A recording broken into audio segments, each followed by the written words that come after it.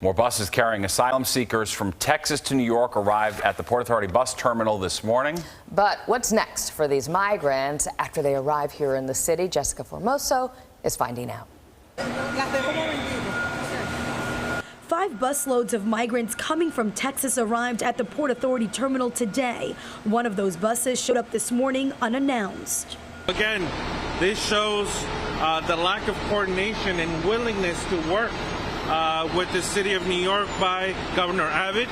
He's doing everything possible to make this as disruptive and harmful to the city of New York. Today, the city welcomed a total of 223 people, including children.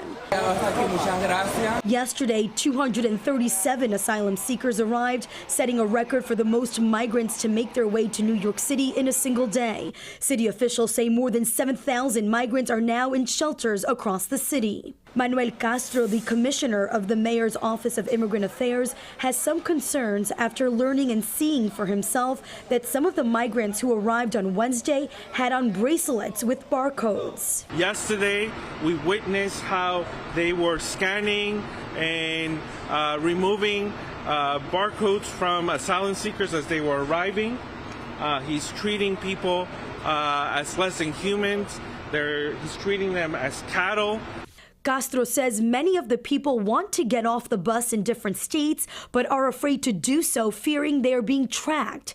Meanwhile, City Comptroller Brad Lander says with more and more migrants arriving, the city's resources are being stretched thin. The administration has submitted emergency procurement requests and is seeking from providers both additional shelter, mostly in the form of hotels. The Commissioner of Immigrant Affairs confirmed today that the city already has a location for the Welcome Center where asylum seekers will be able to go and get the services they need. That center, he says, will open next week. As if more buses will arrive tomorrow, city officials couldn't say. I'm Jessica Formoso, Fox 5 News.